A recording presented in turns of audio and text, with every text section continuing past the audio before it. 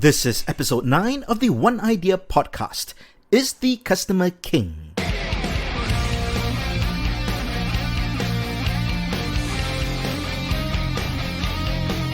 This podcast is produced by Evolve and Adapt, a certified marketing consultancy firm based in Singapore and Malaysia.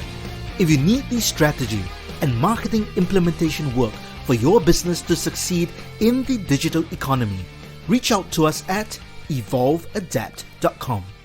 Dear citizens, my name is JC Sum. I'm a certified marketing management consultant and the author of Evolve, Adapt or Collapse. Here's a story that has different versions, but this is my telling of it. The owner of a renovation company, Mr Mus, had to travel overseas for a couple of days for a business trip. He was putting his right-hand man, Nico, in charge while he was gone. Nico has been with the company for 3 years.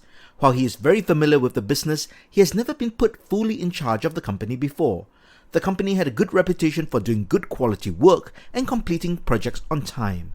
So being in charge, even for a few days, was a big responsibility. The day Mr. Mus left, a customer swaggered into the office with his wife. We will call him Mr. A. Mr. A wanted to see the boss for a renovation job for his home. Nico came out to attend to the customer and explained that the boss was out of town but he could serve him. Mr. A looked at Nico head to toe and scoffed, but nevertheless explained to Nico what he wanted. Nico politely listened and noted the customer's needs and demands. He worked out a quote and presented it to Mr. A. Mr. A looked at the quote with a horrified face and said that the price is ridiculous and must be wrong. He scolded Nico and said he must not know what he's doing. Mr. A angrily stated that he has hired many contractors in the past for different renovation jobs and it should not cost so much. He demanded to know when the boss would be back so he can get a better quote. 4 days later, Mr. A returned when Mr. Mus was back from his business trip. He complained to Mr. Mus about how useless and incompetent Nico was and overcharged him in his quotation. He showed Mr. Mus the quote that Nico prepared. The quote was for $60,000. Mr. Mus looked at the quotation and looked at Mr. A, apologetic and somber. Mr. Mus said, "First, I must apologize on behalf of my staff. Nico is still relatively new in the trade and it's obvious he has made a mistake in the quotation. He must have miscalculated and presented you with an incorrect quote." Mr. A smiled smugly. Mr. Mus picked up a calculator and punched in a long list of numbers. Then he looked up and said, "It seems Nico made quite a big error. The fee for renovation is not $60,000. It should be $110,000. But I'll give you a 10% goodwill discount for the mistake." Mr. A was shocked and did not know how to respond and stormed off. Nico, who had witnessed all that transpired, asked Mr. Mus, "Why did you charge him so much when the $60,000 quote was correct?"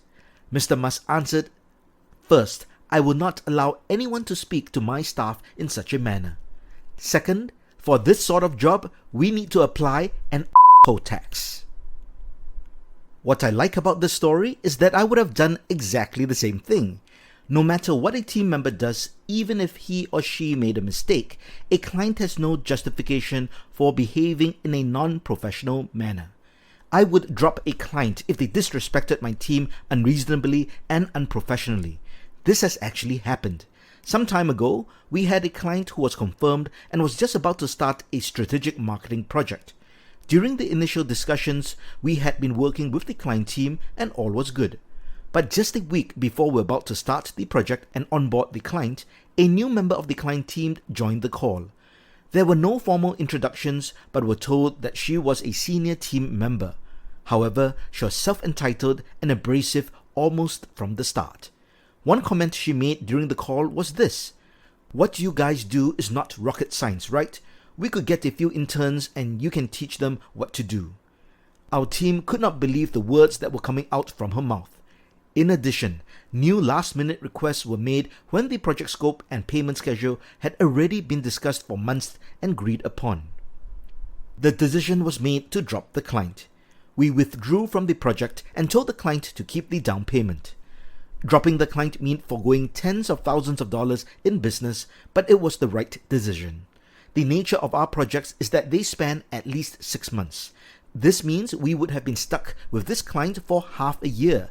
It is not worth the aggravation or frustration. Life is too short. I should mention that we still dealt with the client in a professional way till the end. We told them that since we could not come to and agree to last-minute requests, we would mutually agree to terminate the working relationship and not move forward with the project. We would also forfeit the down payment owing to us, even though we had done substantial work up to this point. So is the customer king? This well-known phrase was coined by Harry Gordon Selfridge in 1909.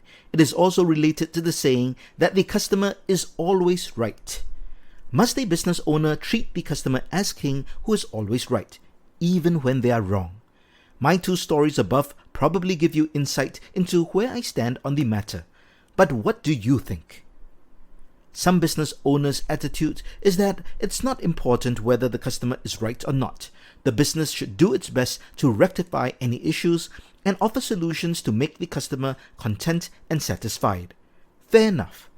I think the attitude of whether the customer is king is more common and may be needed to some extent, especially in B2C businesses such as the service industry like hospitality and F&B, food and beverage. Most F&B owners would probably try to please all customers to ensure they get good reviews and ratings in this age of social media and cancel culture. Having said that, I'm sure we all know at least one hawker in a food center who's just plain nasty to his customers. He'll completely ignore you until he feels like it. And then when he does take your order, he gives you no acknowledgement at all. And when you try to confirm your order, he gives you a death stare and starts scolding you. Despite all of this, he has long queues to buy his food. It is just like the soup Nazi in the comedy series Seinfeld. You have to order in just the right way and tone, otherwise no soup for you, get out. However, these are exceptions and you should always treat your customers with respect and treat them well. For B2B businesses, the answer to whether the customer is king may be clearer, especially when there's expertise involved. Clients engage a business because they require certain expertise or skills. In this relationship, it is almost certain that the customer always cannot be right. If the client is always right and knows what to do, he will not be hiring a professional for guidance and implementation. Of course, there will be cases where the client may be an expert, but just needs a professional to implement a solution. Prior to being a marketing management consultant, one of the overlapping industries I was in was the special events industry. Over the course of 20 years, I worked with every size event company and team imaginable in over 35 countries. There were essentially 2 types of companies, regardless of their size: yes men and experts. The yes men are the event producers who just follow the instructions of the client. The client tells them exactly what they want, and the event producer offers no input. They put up decorations as instructed, plan the program as instructed, and manage the event according to the client's schedule. I remember working on an event very early in my career. The arrangement of the stage, audience, sound console, and entertainers' setup area was all wrong. I mentioned to the event producer a better alternative arrangement, and he said the client wants it that way, so he's just following the client's instructions. It was obviously not the best arrangement for the event and would affect the event experience for guests. It struck me as very strange that the event producer would not offer professional guidance, even at that early stage of my career. Of course, there is a possibility that the event producer also had no idea what was the best event setup for that room. As I progressed in my career, I saw the stark contrast in professionalism and expertise. It was a big gap. When working with what I considered non-professional yes men, it was often a fight and an uphill battle to get the necessary production requirements in order, or what we called technical riders. But when working with professionals with expertise, it was always a pleasure, as everything would be provided for and anticipated even without prompting. That is the difference between the event companies who charge $2,000 for an event and $2 million for an event. The $2 million event professionals are just that. They are professionals with experience and expertise that are much greater than clients would have, simply because that is what they do. They are professional event producers. They are not just charging clients for executing work. They are charging for the experience and expertise. That is their real value. Almost anyone can follow instructions to do a job, but as a real professional, the real value offered is much more than that. If you follow one idea, you will realize that a recurring theme in this podcast is the concept of value. What is your real value?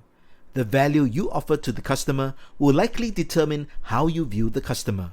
If you are a yes man and offer no value besides executing work that the customer does not want to do themselves, it is more likely than not that you will think that the customer is king and always right.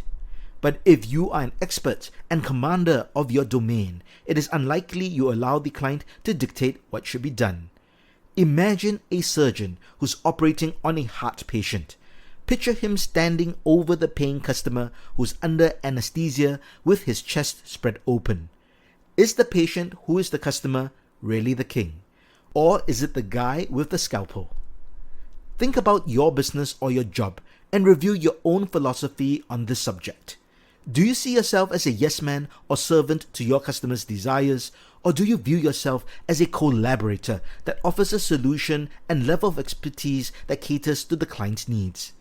Now, there's no right or wrong, as everyone has their own way of doing things. Everyone can also be successful by their own terms, since success is relative.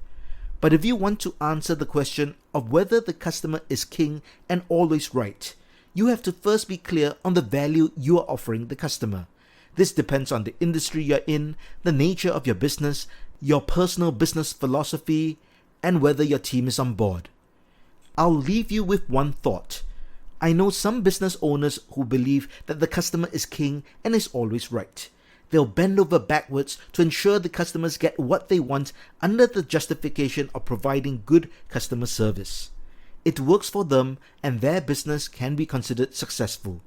But do you know who ultimately suffers when the operating principle is that the customer is king and always right? The employees or workers of the business. I hope you enjoyed this episode of the One Idea podcast. Catch every episode by subscribing to the podcast on Apple Podcasts, Spotify, Google Podcasts, or on your favorite podcast app. Just search for One Idea. ONEEYEDEER. As you know, a podcast needs listeners' reviews to grow, so please leave a 5-star review on Apple Podcasts. This ensures we can keep this podcast free forever. Check the show notes for details. If you'd like to learn more about the podcast, myself, or our consulting firm, head over to oneideapodcast.com. My name is JC Sum, and this has been One Idea.